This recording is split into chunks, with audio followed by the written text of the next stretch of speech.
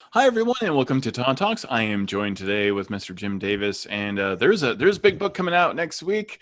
It's Rime of the Frostmaiden, and we're kind of talking about how you can prepare for all the horrors inside that book. We are not going to be giving away anything as far as what's in the book or the adventures that are there, any plot points. But it did have me thinking about like how does one run a game like this or any horror game, and also how to reflavor things for certain environments, which is something I really love to do. And we kind of actually have talked about a little bit very recently in the past. Jim, what has you excited for this book in particular? What opportunities do you see for Nice. a D&D player and a dungeon master at the same time? Yeah, I am really excited about sort of the PCs versus the environment. I'm not necessarily one of those people that thinks that like, oh, there's not enough support for wilderness exploration, things like that. I think fifth edition has a lot of it. It's kind of scattered around, but that's all right. But what I would like to see is what I hope to see, rather, and I don't know, is something like the Ghosts of Saltmarsh style hazards, the group checks with the variable sort of like crit success, success failure, crit failure Mm-hmm. outcomes as a way for like, how do I how do I climb this ice waterfall, right? This frozen waterfall. How do I deal with a blizzard? How do I deal with traversing a glacier or something? Because I think that a lot of times these sort of environmental hazards get just reduced down to a single check, and we can add a bit more depth to them and turn them into their own moments where the party can like showcase their powers and have to make like tough choices of what to save or who to rescue first or something like that. So that's really what I'm excited about. Yeah, I mean, when I first started playing D&D, I would get very invested in my inventory. Oh yeah. I am less so now for some reason, but if I'm walking into a game like Ravenloft or Rime of the Frostman, I want to know exactly how many stakes I have. How many torches? Do I have flint? Like, how do I make fire? Yeah. Do I have matches? Like Yeah. all those details I kind of have to know. Like how many feet of rope? Like, I have like I am on my first character sheet. I know I have 50 feet of rope exactly Oh for some yes. reason. Oh yes. This stuff, Standard measurements. if you're like in survival horror mode Hmm. and the environment's against you, the people are probably against you, and the Yeah. monsters are definitely against you. Uh, then all that stuff becomes like even more kind of fun and delicious. That almost becomes part of your Yeah. special abilities is like just having packed well. Yeah, yeah, absolutely. I feel the same way.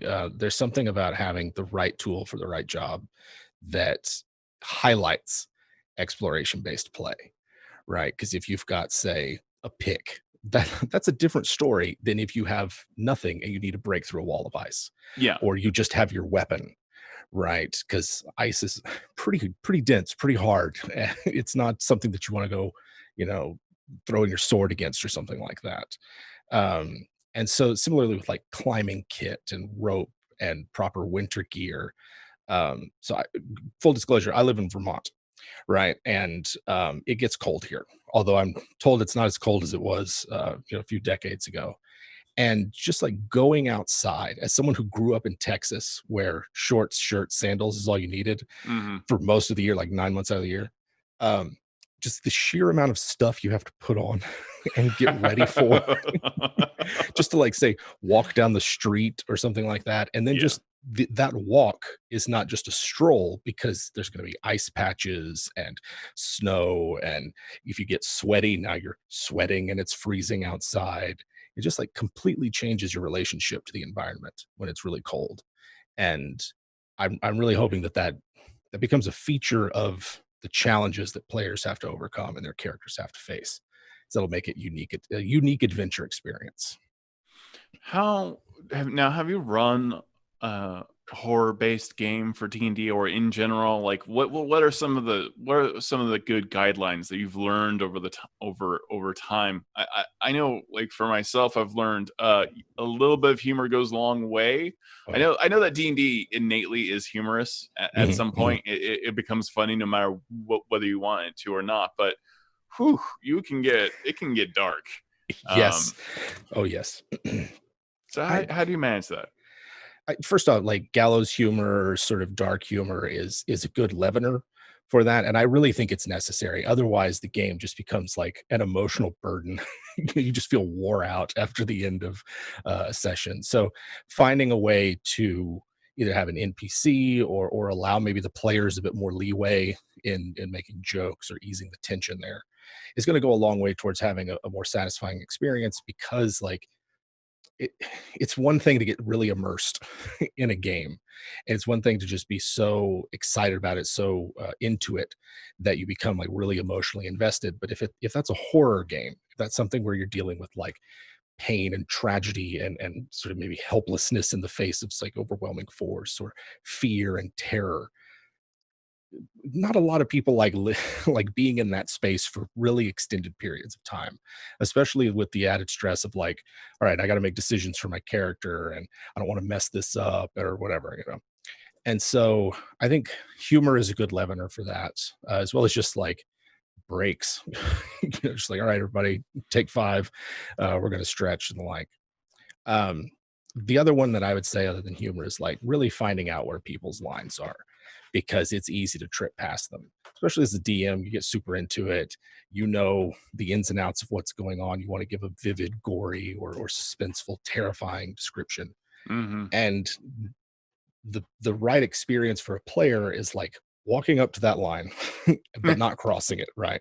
And how are you going to know if you don't know what your players limits are and what they might be, you know?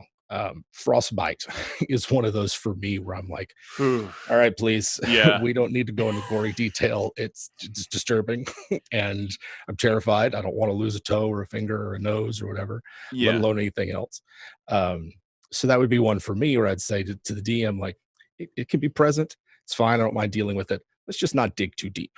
We just say, oh, frostbite. Let's not worry about it. We're not going to describe the flesh and what it looks like and how it Mm-hmm. feels, that kind of thing. It's an interesting point because I agree. Like I love body horror in Mm. terms of like the scary things I do. Like I use gibbering mouthers, I use crawling Oh yeah. claws. I write backstories. I love writing backstories about why these things exist. Hmm. Hmm. Um, and things will get pretty disturbing and evocative, but Yeah. it's something that's real that bothers me, like Yeah. frostbite. I don't want to hear about that. No, Right, but like yeah, like that's the thing is the environment, or particularly in like a frozen environment, right? yeah, Is can be horrifying because it does not care. yeah, Right? One false step, one mismove, one something you forgot. There goes a finger. There oh goes yeah. a toe. There goes, you have a giant scrape or a wound or something. Now you have to clean that and bandage it in the freezing cold. Like, oh, slipped into something and now your leg's wet. It's one of those things where it's not something trying to get you. It's not like Yeah. active, but it might as well be. And in a D&D world, it very well could be. The weather could easily have a malevolent will behind it. And that's very often a big part of horror is Mhm. someone sustains an injury and it slows down the rest of that group, and that creates an immediate tension of there's almost always like everyone wants to save this person, but then there's like that one guy Yeah. who is like, no, we should leave him behind. Right, right. The Ritual is a good example of this. I would say The Descent as well. If Mhm, you want mhm. two movies where you have to keep moving, Yeah, but a member of the group has been hurt. Those are pretty great examples of like, yeah, oof, the hard choices that may or may not get made. yeah, yeah, and I think it's one of those for D&D that this is where finding a right balance is gonna be, a priority for a group because, especially 5th edition, it's about heroic action. It's about Mhm. overcoming those obstacles and saying, "No, I gotta deal with this in my real life. In my adventure game, I'm not gonna have to worry about that kind of thing." And so finding where your group falls and maybe they want to deal with it and you go with say like the gritty realism rest Mhm. variant or something like that to reinforce those themes of the environment just does not care. It doesn't. It, You it's cannot it, make a mistake. and to that point, it is. I mean, I'll be honest. I've lost characters to environmental death. Yeah. Like I had a character fall. I told them how many feet it was. They did something they should not have done. They fell that far. They died. Yeah. Like, there was no way out of it. No one had any access to resurrection at that point. It was, Yeah. you died from falling. You made that call, and you fell. And Yeah. I already told you the number of feet. We got the falling damage chart, and you know what? They were totally okay with it.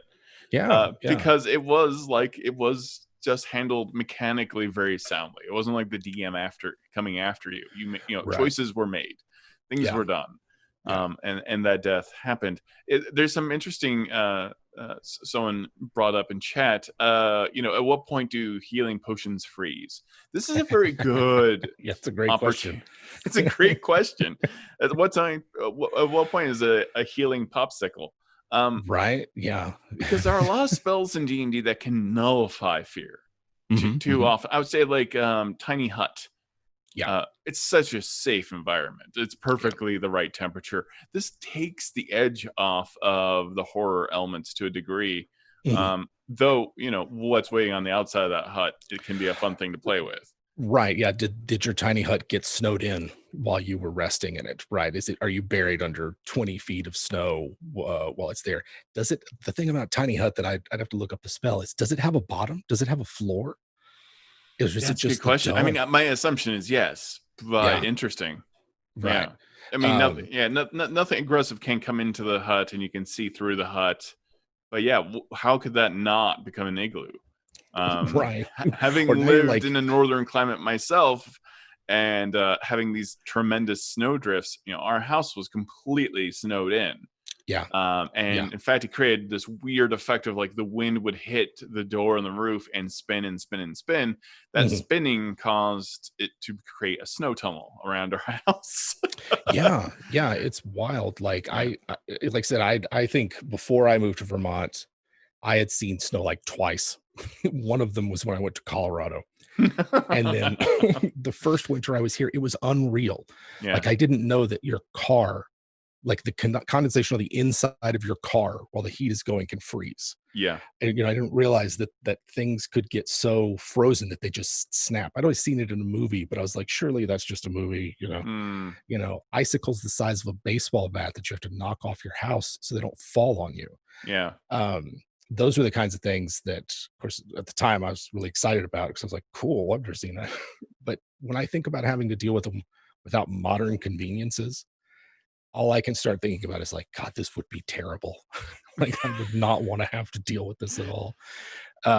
So magic can overcome some of that, but even with tiny hut or on-demand fire from magic, or good berry or something like that, right? Like, you might need those things, yeah, just to be able to go out. Like, it's not like they're advantages and like, oh, how are we gonna how am I gonna challenge the party when they have these things? It's like, without them, they're not going anywhere.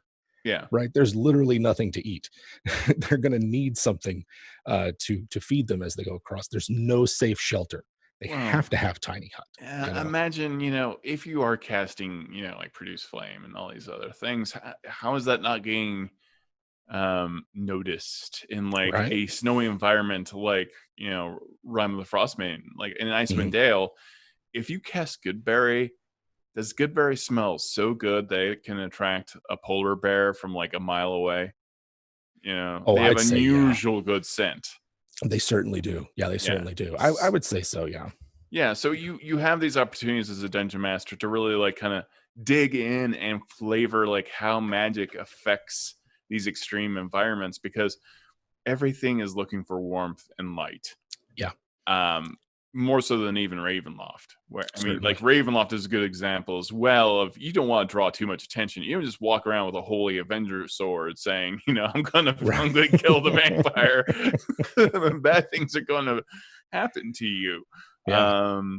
Things are going to try to corrupt you. Mostly, I expect in 10 towns, things are going to try to eat you.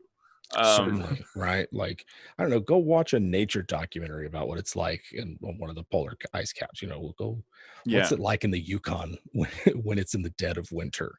Right. And it's brutal, And I think what you mentioned about, say, Goodberry and produce flame, it's a good way of not negating the character's abilities, right? Not just that hard, no, it doesn't work, no, you can't, which I think is the first impulse of a lot of DMs, but it's to say, yes, you can, but here's the complication. Normally, good berries, nothing. There's Yeah. plenty to eat in a forest, when it's not winter. But out here, you have the only thing.